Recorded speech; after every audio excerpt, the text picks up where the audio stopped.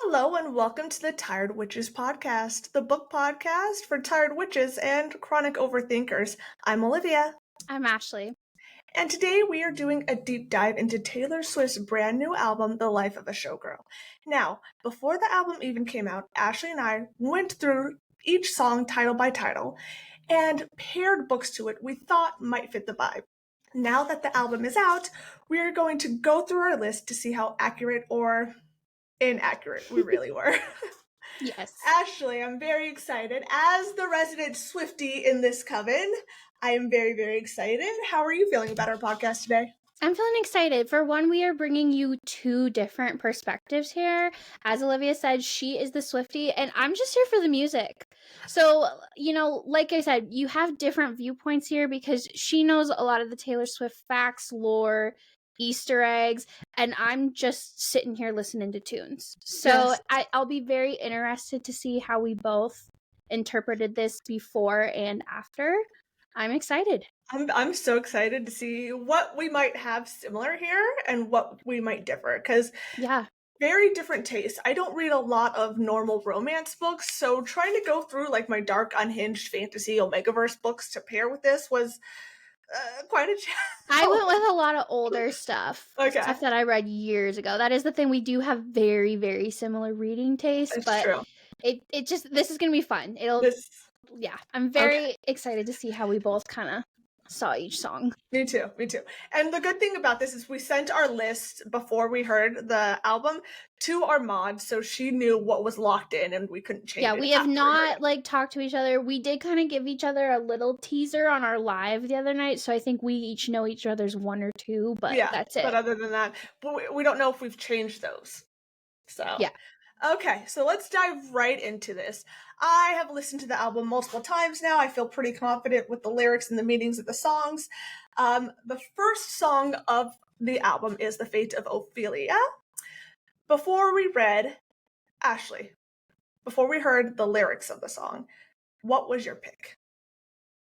Well, first let's talk about Ophelia. For those of you that don't know, Ophelia is a Shakespeare character from Hamlet, very tragic character that is held down by men. She's driven mad by men, really, by Hamlet. Yes. Mm-hmm. So for my pre-pick, I went with Releasing 10. As we know, without, talking spoilers for those that have not read, Lizzie does deal with a lot of mental issues, and a lot of it is because of men gaslighting her and manipulating her. And so for my pre-pick, I did go with Releasing 10. For my pre-pick, I really struggled here between two characters. It was Lizzie Young was one of my picks, and the other that I ultimately went with for my pre-pick, Emory Scott. I like it. Okay. I actually went with Emory Scott. I kind of teased this to you on the live. I said they're very similar characters, but I overall went with, this is another female who doesn't feel like she deserves true love. I should hold my book up. Doesn't feel like she deserves true love. She has that relationship with her brother who has beaten and gaslit her and traumatized her whole life and almost driven her crazy. Her self-worth is in the gutter, which is why she pushes Will away. So I, just based off of Ophelia alone, that's what I went with here. Okay, so then we have both listened to Ophelia. A lot of you actually were on live with us and got our initial reaction, so that was fun. So Olivia, I'll let you go first then. After listening to Ophelia, first of all, how did you like the song? Because I know that was kind of both of our most anticipated on the track list. Yeah, I love it. I love the song. I think it's brilliant. I think. And I saw her album, not her album, but her video today. I went to the theaters and saw her whole release party. And in the video, she describes how she took this tragic story of Hamlet and Ophelia and turned it more into a love story. What if it had a happy ending? Okay. So after hearing the song and seeing Taylor's explanation of the song, I am staying with Nightfall and Emory Scott, because this is something that could and normally would end tragic with her pushing Will away. And yet at the end of the day, he saved her heart from the fate of Ophelia, which is one of the lyrics in the song. He saved her from being lonely and depressed, no matter how much she pushed him away. So I'm staying with my pick actually here. Okay, that is very interesting because I have notes. I also am staying with my pick as well. So I did read Hamlet in high school, so I remember a few things, but one of the things I remember specifically is that Ophelia does drown under expectation, and Lizzie is kind of headed that way, you know? She's expected to do a certain thing, and she kind of does that, if you know what I mean. I don't want to, like I said, I'm not trying to like talk book spoilers or anything like that, but most of you that have read the series know what I am talking about. And like I said, the madness and everything, I'm sticking with releasing 10. I think both are really good choices. I think agree. they're both really good choices. I'll do a little honor here because I almost went with another one of my loves here, and that is I really went with the relationship saved her from a tragic end, which is really what the song is about, in my opinion, is this guy comes in and Hamlet, instead of driving her to madness, saves her from that terrible fate. And I'll back that up with releasing 10 too. Yeah, because not Will, but Huey. Huey will. And then also you got Rook Van Doren here with Sage.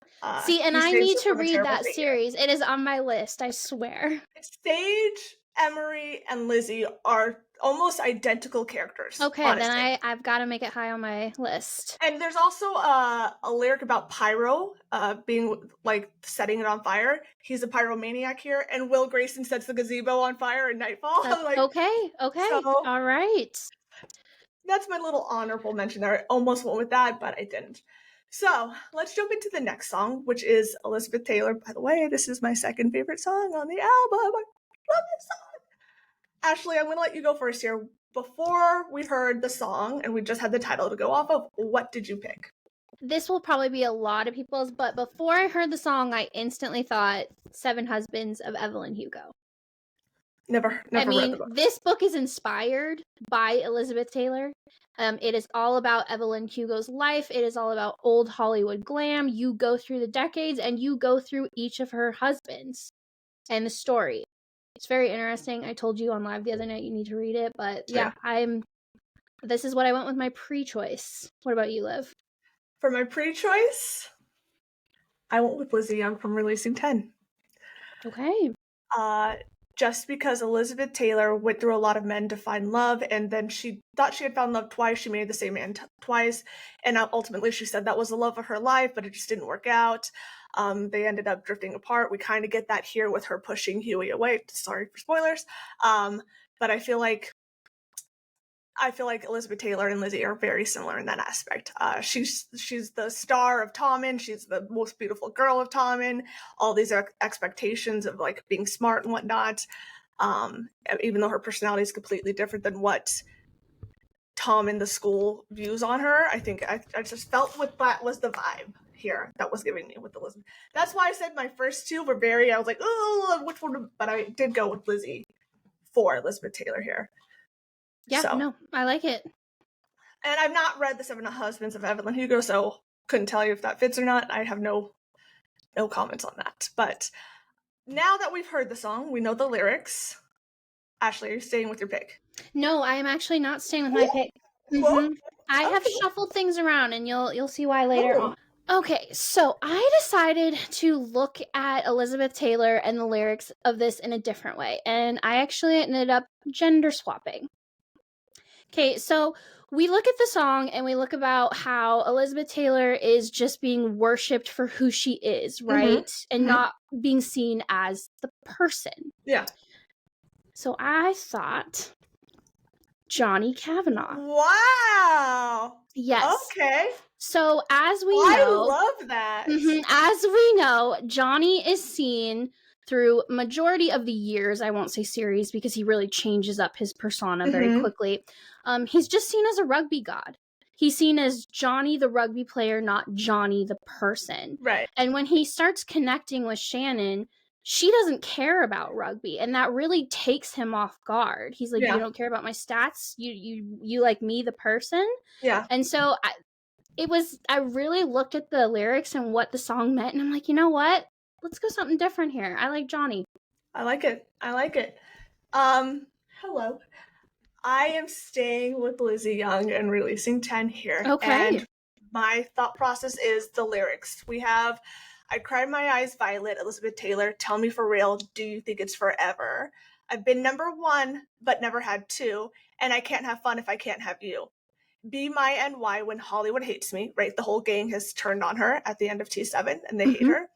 You're Only As Hot As Your Last Hit, Baby. And then she says, basically, like, you bloomed, everyone ran away, but under the lights, you bloomed with me.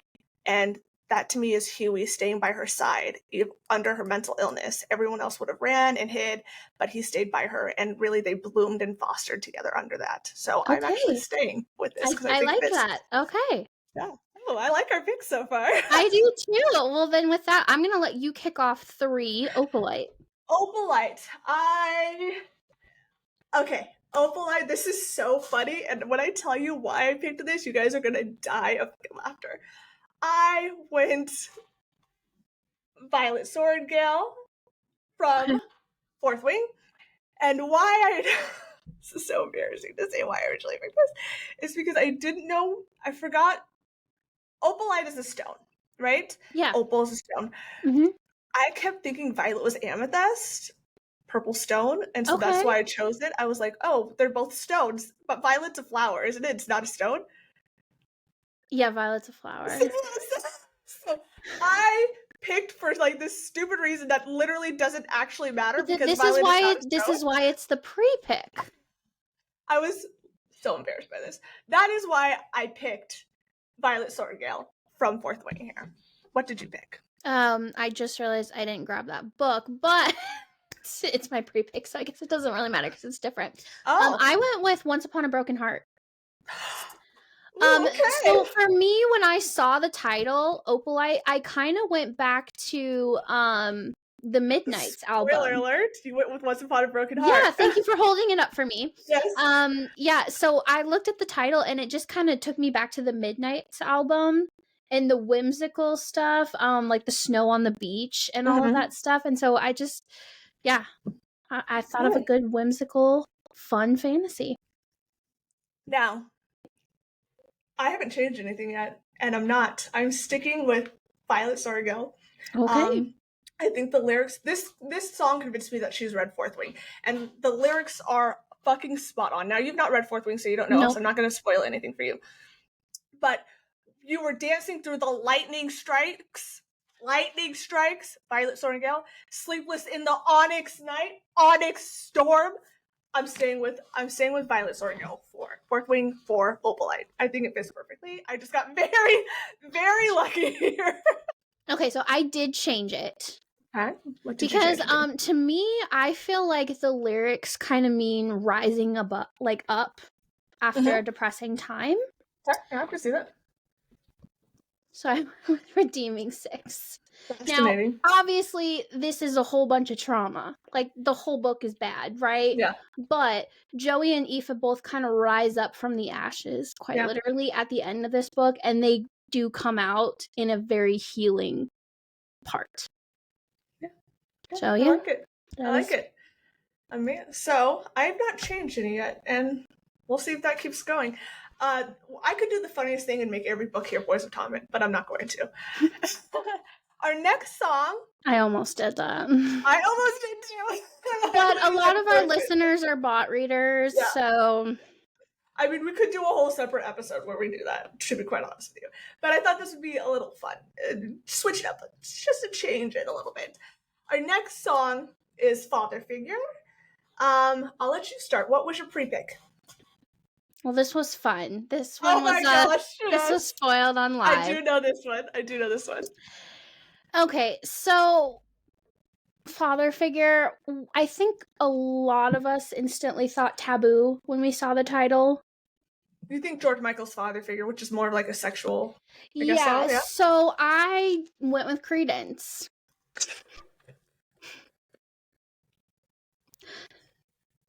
Stop it. Listen, if you have read Credence, you know that Tiernan, the female main character, she needs a father figure, okay? Oh, she's got it. She definitely gets it there. Her parents, I'm just going to say this because it's in chapter 1. So her parents quite literally unalive each other because they can't be apart from each other. She's left alone. She needs a father here, okay? And Uncle Jake was willing to be that Oh, father good figure. God. Oh, good God. So that was my pre-pick. Olivia, give us yours. Joey Lynch. Fair. I think you think father figure in the books. You think Joey Lynch, who literally has to step up and be the father figure for almost everybody in this series. Shannon, Tig, Ollie, Sean, like all of them. He has to step up. Lizzie at certain points, he has to step up and be a father figure too.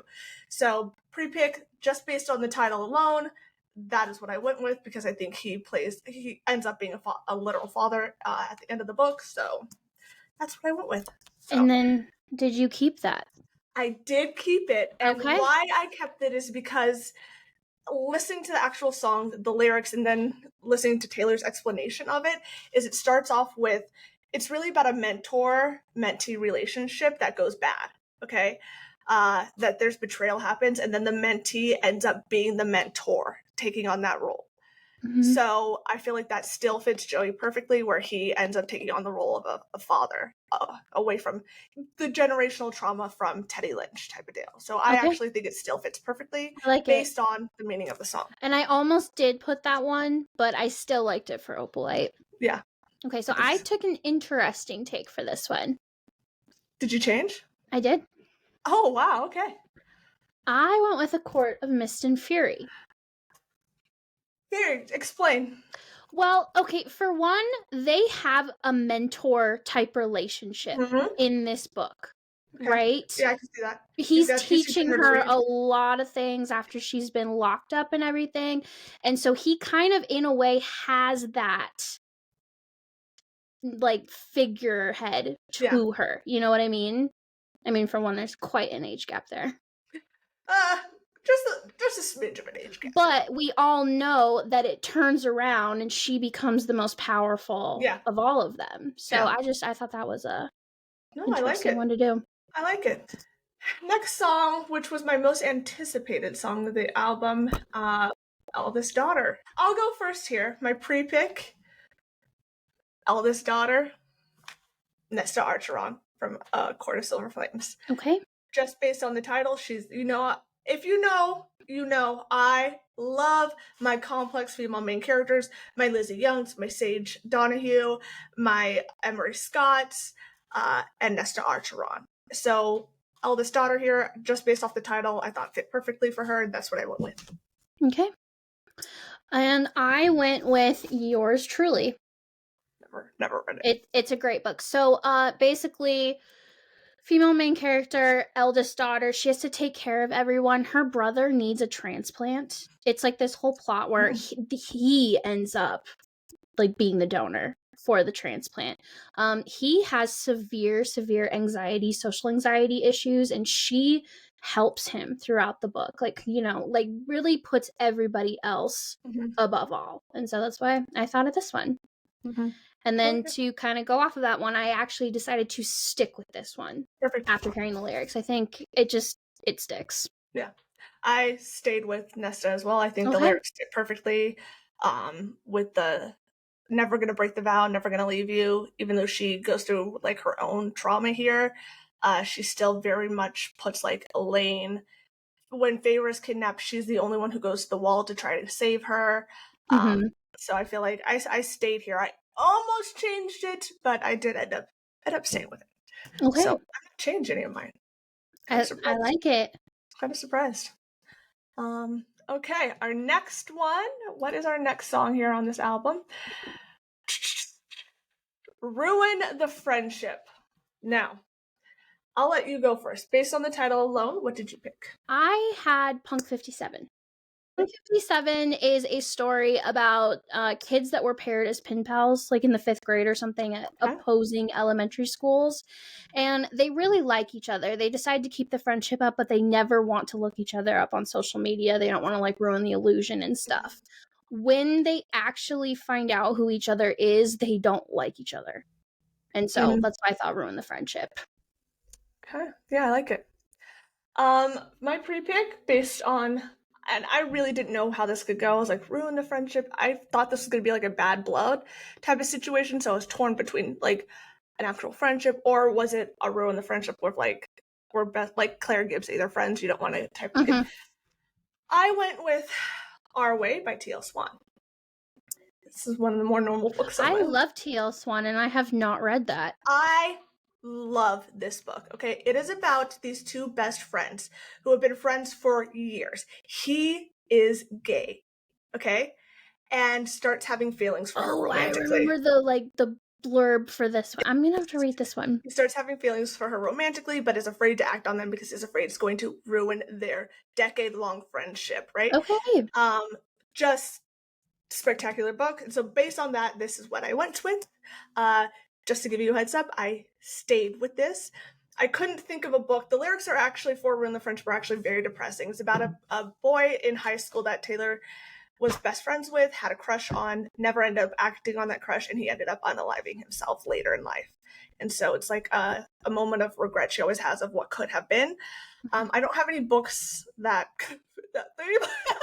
So unless you're thinking like Under Your Scars, which is like tragic, or Torment by Dylan Page, which is, I could do Torment by Dylan Page. That'd be a good one. But overall, I think at the end of the day, this still fits the Ruin the Friendship vibe pretty well. Okay, yeah. And I did change mine, and it actually kind of goes to your pre-thoughts. Oh. Hey, Claire Gibbs.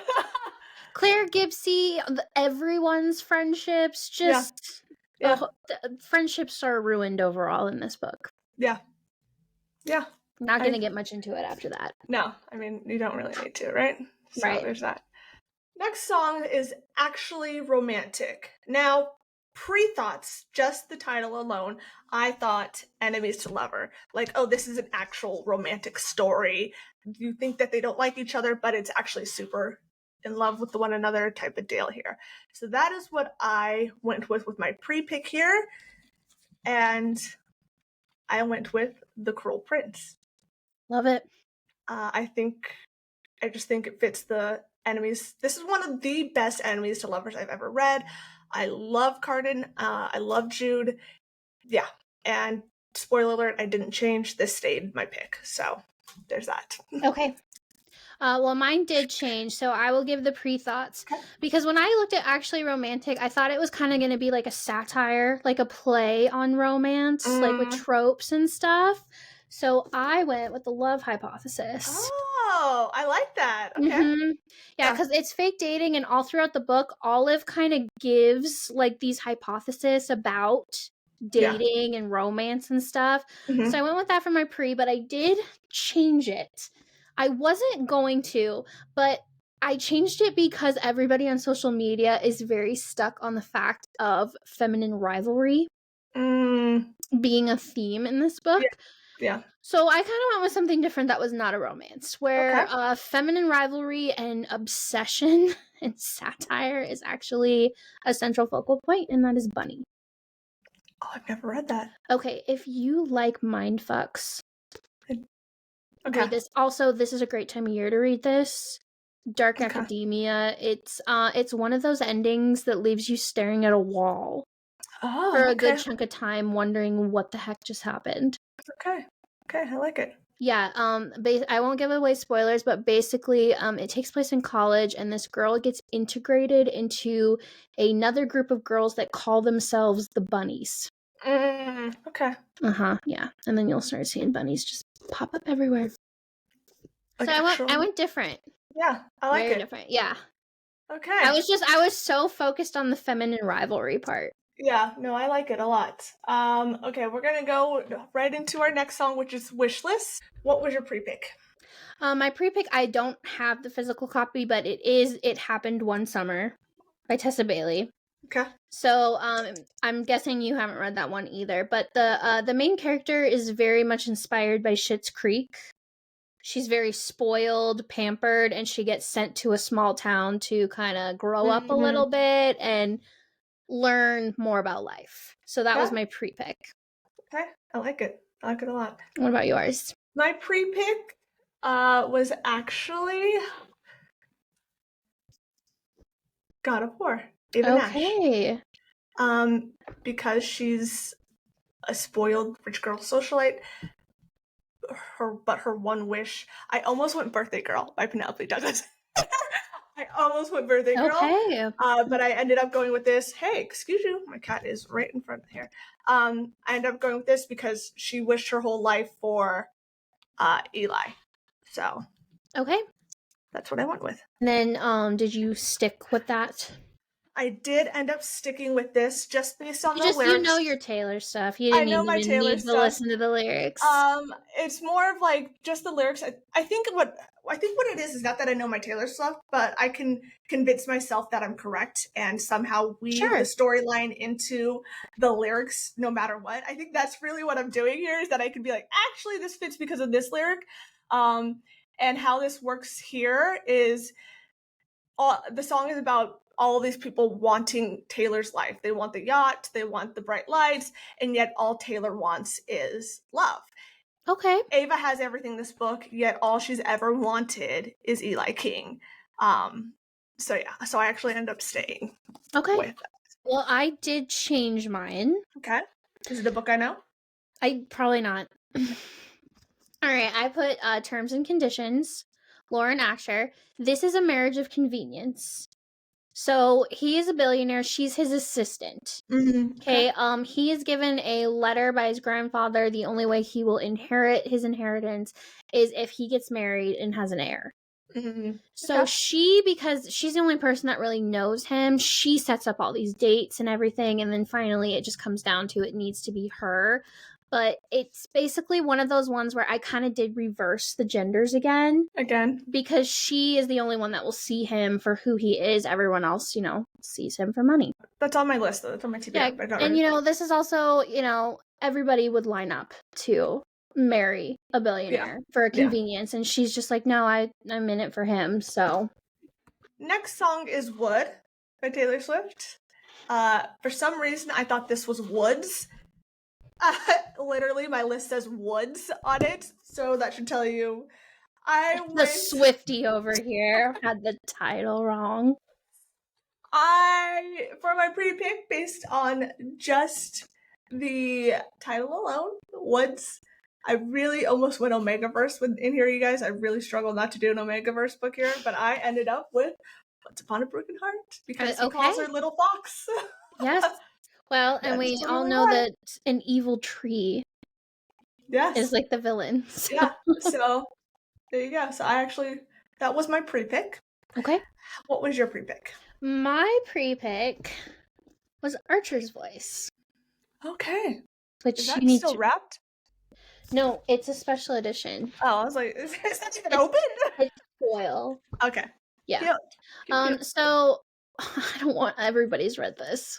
Except for you, apparently. I haven't read it.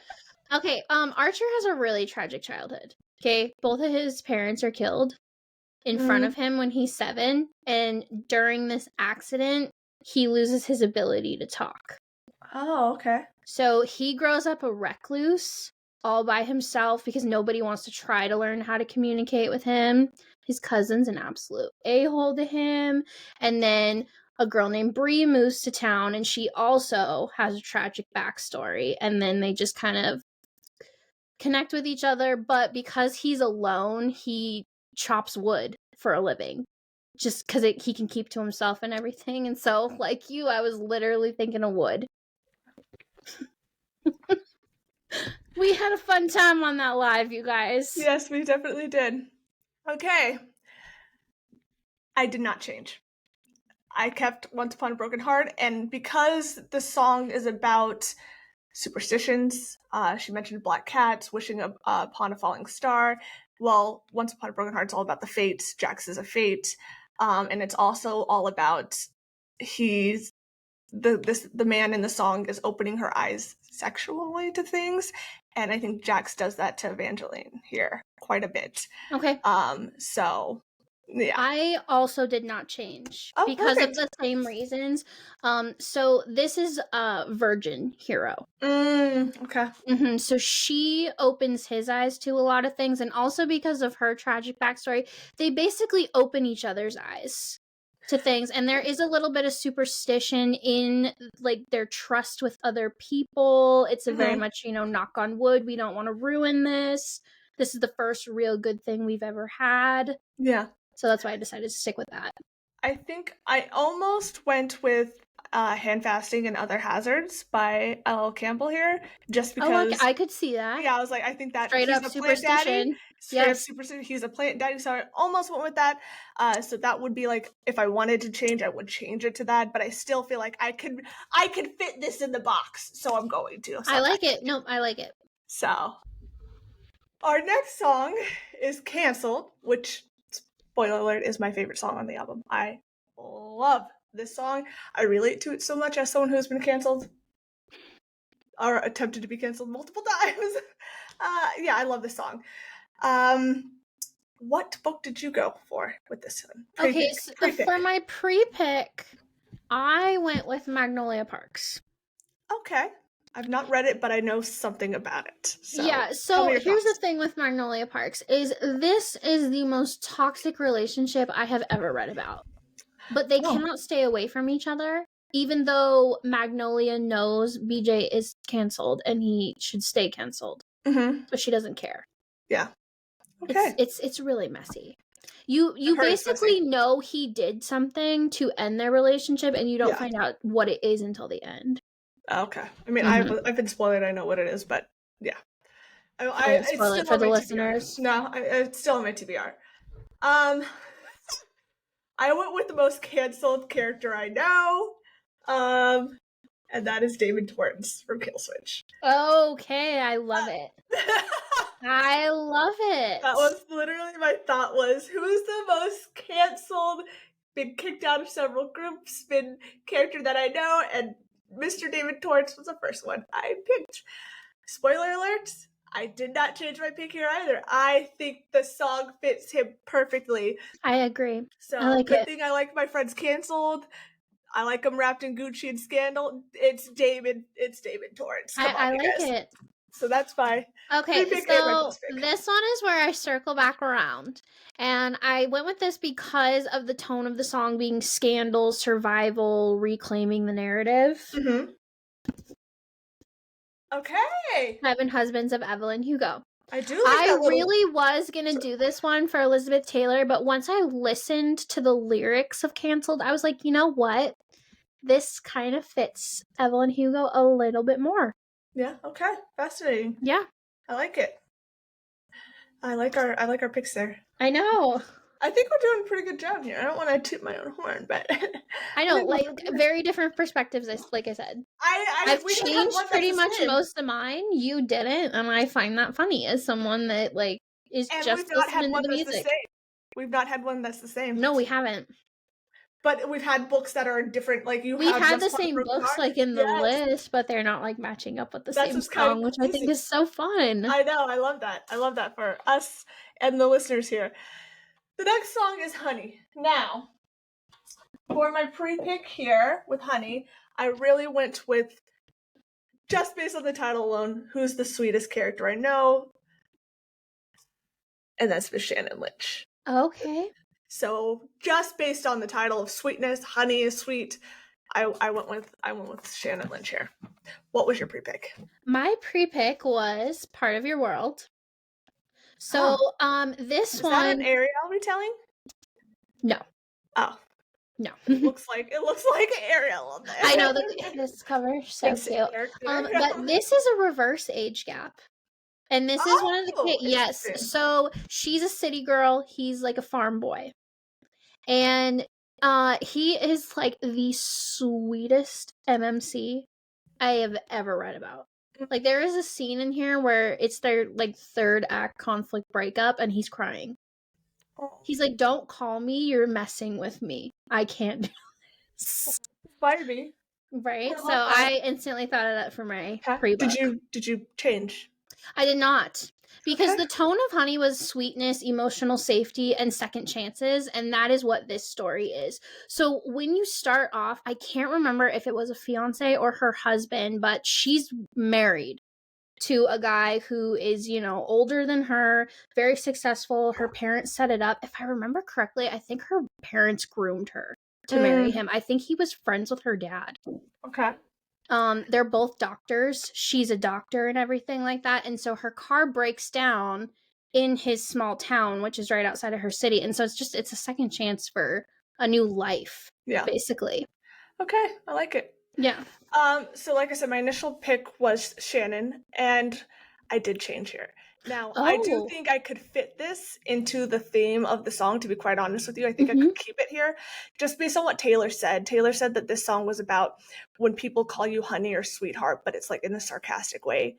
Like, that's how you're used to that coming off. But then someone finally comes along and changes that narrative type of deal, and you're like shocked when like someone's actually calling me honey in like a sweet way. They actually mean to call me sweetheart. They're not being like, oh, sweetheart, not that like skirt is condescending. Yes, that was the overall the theme of it. And so I swapped. And like I said, I think I could fit this into this, but I think Lavinia from the Dukes in the That is a gorgeous addition, by the way. Stunning, right? Look at that. That is gorgeous. I still have not read that series, but just looking at edition, which I don't have, which makes me want to read it. Stunning, you guys. Like, look at this. Oh yeah, I want to see the end pages.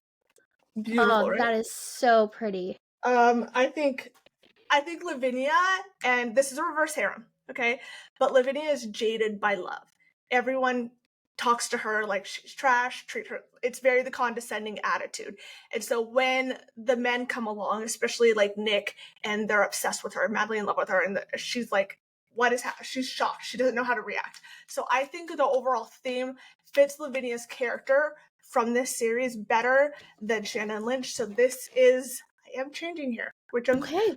Is that your first change? This is my first change. Yes, it is. So there's that. Yeah. I like it. I'll have to bump that up on my TBR. So good. I don't know why, guys. The Royals of Forsyth Youth is one of my top tier reverse harems of all time. I don't know why. I'm almost done with Ruthless Boys, and then I'll be ready to do a new RH. And I think I told you that I was thinking of doing Royals of Forsyth. Yes. Yeah. I think it's incredible. This is one of my top tiers royal harems of why choose books of all time. The next song is actually my Roman Empire of why choose. The next song is Life of a Showgirl. And just based on the title alone, I went with Isabel from the Ironside Academy series. Now this is Elancer, which is the 6th and final book. I didn't want to pull Plie from the bottom of my pile. So I went with the 6th book. Because Isabel, this is a reality TV show, game show competition, and she's a singer, dancer in this. And so Showgirl, she's the showgirl here, basically, and that's what I went with based on the title. What was your pre-pick? My pre-pick was Daisy Jones and the Six. Oh, I like that. Okay. Yeah. This is another one where I was like, Seven Husbands of Evelyn Hugo could go here. Yeah. But it just fits perfectly with other songs. Daisy Jones was a great one. Daisy Jones is all about building her career from the bottom up. It's a very fascinating read. It's a very fascinating listen for the audiobook. And also, it's a great miniseries. I do love the series. Yeah. I've not read the book, but I have the book, but the show does a great job. I've seen the show, so loved the show. Yeah, the show did a great job of following this, in my opinion. Did you change? I did not. Okay. I did not change just because the song really, it was what we thought it was. It was about, identity, fame, art, freedom. Yeah.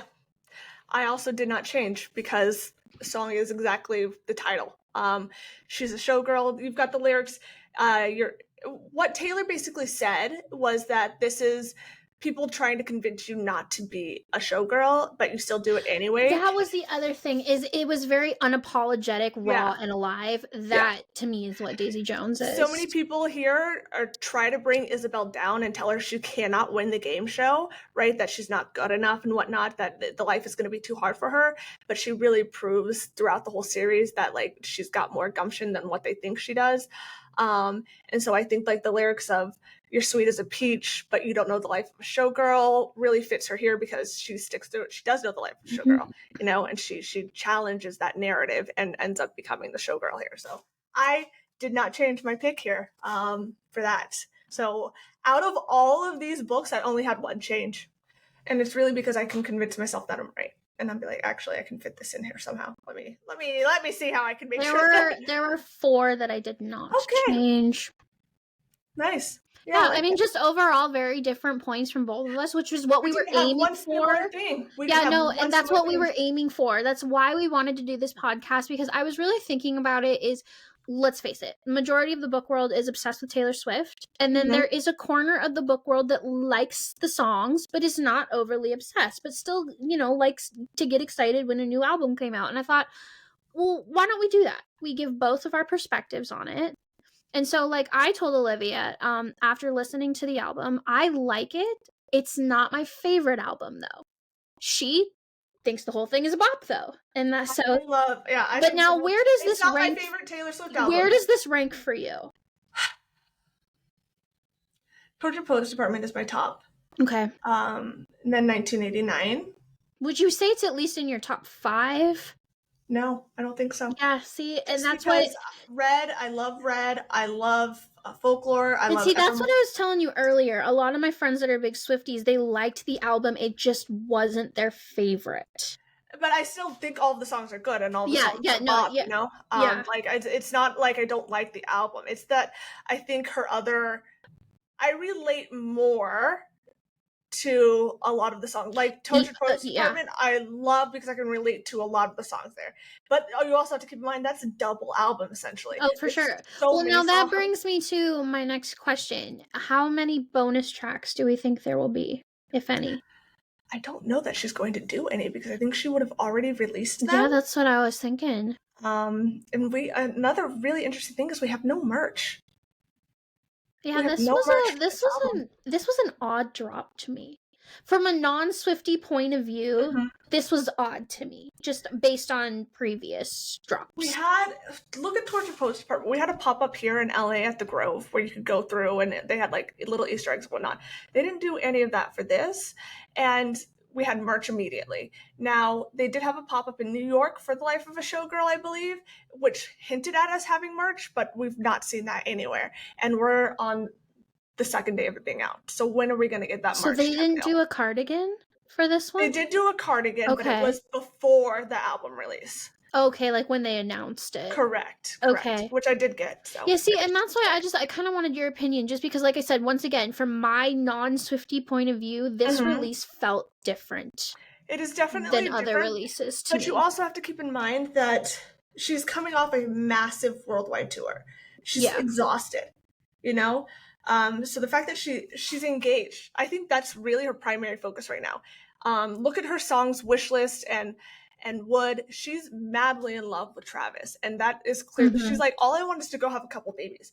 I said that I never believed in marriage before, but I was lying, because I just didn't think I was going to get married with the men I was with. I did want to be married, and now she has that. I think that is her primary focus in this stage of life, is moving into the wife/motherhood role that she wants to be in this current focus. And so I think we're going to leave this Showgirl era behind, and we're going to get a completely different type of era next time. I think the Showgirl era was her Eras Tour era, which it does fit with that, you know, touring the world, whatnot. But overall, I think, and it's not like, I've seen a lot of discourse about people like, I can't relate to a lot of the songs because they're not heartbreak songs. Well, I don't want my favorite pop artist to constantly be miserable just so I can get multiple heartbreak songs, you know? I'm in a happy marriage. So getting songs about being in a happy relationship is relatable to me, you know? Yeah. So I don't always want to be depressed, but I think that a lot of people, especially in this day and age, cannot relate to. See, like I've told you, I mean, you know me, I'm Black Hoodie most of the time. My husband calls me the Princess of Darkness, so I like the more sad. But the thing is Taylor doesn't have to be in a sad place, because I look at the Folklore album, and I thought the whole Betty arc, that story was really cool. So I think the storytelling, you don't need to take it from the personal life, you know? But I still think she did take a lot of that from the personal life, even though she says she didn't. I think you can see pieces of Folklore and Evermore, which she says is all written from character standpoints, and you can put them into her relationship with Joe at the time. I think 100% that you can do that. And actually, a lot of people have done that. There's like dissertations on it, you know? Yeah. Okay. But so I do think she still weaves in her relationship into a lot of, or her moods into a lot of what she's writing. And so I think, look at our day and age where we're currently at. This poppy bop album of being happily in love and happy where you are in life, a lot of people aren't right now. So of course they're going to find it. Well, that's why I think a lot of people have a problem with the album. Is but because she's a lot of allowed to be people are happy, you right, know? but I'm talking about other people. Yeah. Like that's why there hasn't been this over widespread of love for this album, is She because got just 100% from not Rolling Stone, everybody's so. in the same Yeah. place, you know? Yeah, but I don't think we should expect her to be in the same place we are. Like, that's No, just and not I think I realistic. know I saw a few tweets. A lot of people said they're having a problem because clearly this album was very much like, I'm happy, I want to pop out kids, and people like I said, this is just stuff I read like in the last 24 hours. People are not happy because we're coming off of a Taylor Swift where she's been promoted as the cat lady, right? Like, screw men, we don't need to get married. And so now people are like, well, are we switching it up? What's going on? Even though, like you said, people grow up and people change and people, but this is, like I said, this is what I've read. As we know, the Taylor Swift Nation is too big. She's still a so cat. there's I'm married and I'm a cat lady. You know, as we know, the Boys of Tommen fandom, you have different opinions in every corner, and this is just some of the opinions that I've seen. She's still a cat lady. You can be a cat lady and be married. Like, I'm a cat lady and I'm married. I think this narrative, I didn't believe in marriage. I didn't. I never wanted to get married. And then I ended up getting married. You know, I didn't want kids, and now I'm talking about having kids. Life changes and life happens. I think this weird parasocial relationship where you force your ideas onto a pop star or somebody famous, and then they end up changing because they've grown up, or an author, is really weird. They don't owe the trajectory of their life to please their fans. And see, that's why I'm just listening to the music. Yeah. The same way I'm just reading the books. Yeah. Musicians don't owe me anything. Authors don't owe me anything. Actors don't owe me anything. Nope. They provide entertainment for me to consume. Yes. They don't owe me anything in return. I don't have to be like, but you once said this, so this is how I expect your life to go, because that's how it's relatable to me. No, that's not fair. No, and I will say, I think the cool thing about Taylor Swift is there is a tone for every single one of her albums, and it's like we've said, some albums are going to resonate with people and some are just not. Yeah, if this wasn't for you, there is an album she's got out there that is, I guarantee it. You know? And like I told you, for me, I liked it. It just wasn't my favorite. And I also said this on live the other night. You know, we're entering spooky season, and so I'm just not in that up bop, like at the top down to the car kind of mood. October's a choice, because this could have been a great like summer boppy album. Oh, because didn't Tortured Poets, that was like April, right? It kicked off spring, warm season. Yeah. So releasing it in October was a choice, because this would have been a great bop album for summer. Yeah. So I don't know. I don't know. Maybe they went off of how Red did, because Red was released in October. I do remember that. I don't know. When was 1989 released? Because I feel like this more aligns with like Max Schellbeck's type is 1989, very esque. I don't know. I just remember where I was in life when Red came out. 1989, I couldn't tell you. 2014. I would have been pregnant that summer. So yeah, I was distracted and busy. 2014. Yeah, no, I was. Yeah. 89 is totally my album. Yeah. Yeah, I was very newly pregnant when this one dropped. So interesting. Okay. Yeah. Well, overall, I like my picks. I think I did a pretty good job. I like my picks too. Is there any picks that surprised you from me? Or any of my picks do you think not really, just because yours? Like I said, you're the Swiftie expert. I just went with kind of what my thoughts on the lyrics were. Yeah, no, I find it fun that we both had like the same books that were mixed. Like, I both like that we even had Once Upon a Broken Heart in there. I know, that's when I saw you hold it up, I was like, oh! Or when I saw you say it, I was like, yeah. Oh. So I think that was like the most fun about this. Yeah. Was that like our reading tastes are so similar, but we place them in different. Yeah. Which brings us to Boys of Tommen. Interpreting things differently.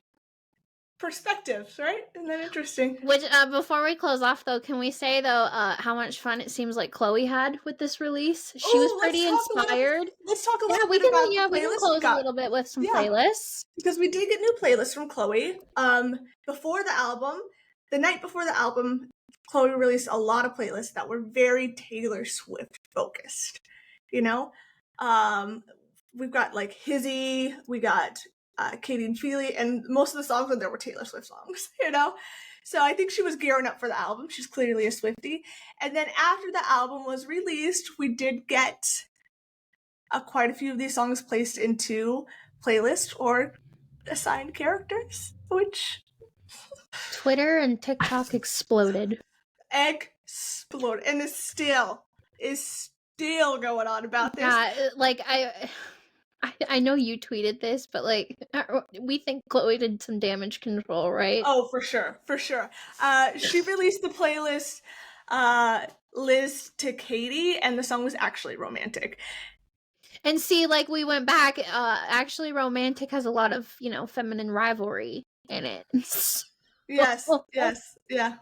Oh, really quick though, can we talk about the amount of 2010, 2011 stuff she posted? Okay, what do we think that is?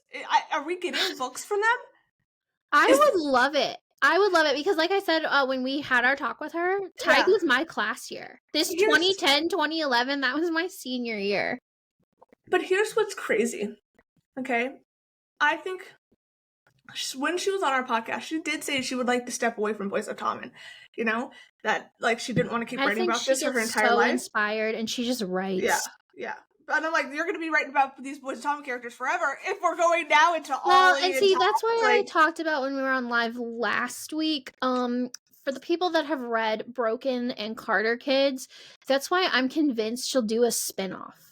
I don't necessarily think the college years are going to be part of the same Boys of Tommen series. I think it's going to be a spinoff. I agree. Well, it has to. We know the storyline is going to completely change. Right? Yeah, and they're not going to be a Tommen anymore. No. So. Yeah. So they're not boys anymore. Nope. So it'll be interesting to see what she does there. But the fact that we're getting playlists already for books that we might not see far in the future, it's not surprising because didn't she do this with Chloe Clover? So she was dropping like Hugh and Lizzie snippets. It also though it makes me wonder because she did talk in her interview about how unpublished scenes she would put on the website. I'm wondering if like Tig and Ollie would be something she'd post on the website. Oh, you know what? That's like some short stories, or like their POVs during this time. Yeah, exactly. Because I'd like to see that because I've said this before. We know that Tig is a mirror of Joey. And Tig will see the example of if Joey had been in a different upbringing because Tig will have only been 13 when they joined the Kavanaugh, so he's got some more years with them to really give him love and compassion. Shape who he is as an adult. Be a supportive role model and while he still gets to have Joey around. Yeah, I agree. Yeah. Huh. I like it. Yeah, I was very confused about the playlist too. We think we're getting playlists tonight. I have a feeling we might. She's been busy. She's been inspired. But remember, like I keep reminding people, she did say she has a work in progress Halloween deadline. So she's just writing like crazy this month. What do we think the playlist of Now, if you guys have not been on our Discord, you need to go join our Discord because the second these playlists drops, there's massive discussion going on in the Discord. Yep, we have a whole section just for it. Yeah, and we've actually seen some playlists this week that I've never seen before that some people found from way back when. So if you have not joined our Discord, you need to go get on that now. It'll be linked down below. But there is a playlist she posted about Hugh and Liz in the Taming 7 timeline. Bot 7, yes, Huey, about time. I have a feeling that has to be Huey finally, like, that awakening moment of it's only Lizzie for me type of deal. But a lot of other people were thinking this is him finding out about Mark. But I'm like, it says the Taming 7 timeline. There's no way. In my opinion, he does not find out about Mark in the Taming 7 timeline.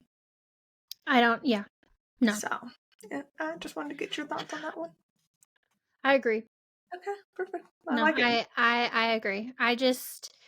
I think the more that Chloe posts, the more people are gonna spiral. I see that every time Chloe has a new drop, people change their ideas, and I think that's what Chloe's doing intentionally. Yeah, I agree. We know she loves to throw out red herrings as well. She's done quite a few based on what we know. And so, I mean, you guys, we've got a little bit of a wait. You know, we've got the end of February at the earliest is what we can expect. So it's just, I know that I cannot dissect every single thing she shares. Yeah. Well, I can and I will attempt to. That's the difference between Ashley and I. Okay. See, she's more playlist, I'm more timeline. Yeah. I'm more... And that's how we're able to bounce our theories off of each other. I like that. I like that. Because then I can be like, hey, is there a playlist pertaining to this? And then I could be like, when did this happen? Can I fit this within the timeline? So we're really able to fact check with each other easily that way. Which, by the way, speaking of, I went and got my, I went to Tiffany's today while I was out with my husband, and my wedding ring needed to be resized because it was a little big. Because I have a tiny little finger to size 4. So it needed to be resized, and I'm getting it back October 28th. And I literally, in the store, I was like, oh, October 28th. And she was like, oh, are you doing something that week? And I was like, I just want to be like, it's the day that my 2 favorite characters met in the book series. But I'm very excited. October 28th was mentioned today. I know. Overall, this is a great month. This is my favorite month anyway, and so it was fun to literally kick off the month with a new album. Yes. We've got spooky season, so we've got a fun episode planned for you guys where we're going to talk about some spooky season books and kind of how our pipeline has changed from when we were younger and to the books that we read now. And then you'll get a lot of unhinged spooky recs. And I do mean, if you think this series is unhinged, oh, that's light work, no reaction to some of the stuff I'm going to recommend to you guys for spooky season. And a lot of the stuff that we read, we really can't go into a lot of detail with the recommendations because it's dark. Yeah. Canceled, but it's fun. Anyway, what are your guys' thoughts on the album? What is your favorite song? Where does this rank for you in the Taylor Swift era list? Did you guys have similar books that we had, or were your lists completely different? I'd like to know everything. Yes, please. Yeah. I would love to, because it's very interesting to get different perspectives here. Overall, thank you guys so much for joining us. Please join our Instagram. We have a list. We're doing some fun things on the podcast for spooky season, for Halloween. We're doing our Devil's Night to reread. We do that live every Thursday. Join our Discord. Middle of it right now. Yes. Join our Discord. Lots of discussion and recommendations over there. So a lot is going on. We're trying to make this as fun as possible, especially for the holiday season for you guys. Yeah, so. And we like I said, we've got about 5.5, 6 months that we've got to wait until the next book comes out, and so we want to have some fun stuff to do while we wait for that. Speaking of, before we go, Lexi's book comes out October 14th. I want to throw out a little promotion here for that. Hand Fasting and Other Hazards. If you don't know, LL Campbell runs Chloe's social media. She goes by L. So if you guys could show her a lot of love, go pre-order the book. It does come out October 14th. It is very spooky season, witchy-esque. So if you have not watched that episode, go give it a watch, a listen. There's some really fascinating stuff that I found out about, just how authors come up with their magic systems, lore. We even talked about some sex positivity and how that goes into writing intimate scenes and stuff like that. So just some really fascinating stuff. Yeah, how book trends can kind of manipulate or be pressure while you're trying to write your own. Yeah, and then also her balancing her author life on top of managing Chloe's social media. Yeah, we know that this fandom is crazy and a little mean, and Elle manages that daily. She does. She makes sure that so Chloe doesn't have to see it. Yeah, support her. Pre-order her book. Go read her book when it comes out October 14th. We got to show love for everyone here in our little Chloe-verse that we've got going on. And I think you guys, it's very much a cozy-esque book. I think you guys are going to love it. We liked it a lot. So, yeah. Anyway, thank you. Until next time, join our coven. And we will see you on the next episode of the Tarot Witches podcast, everyone. Bye.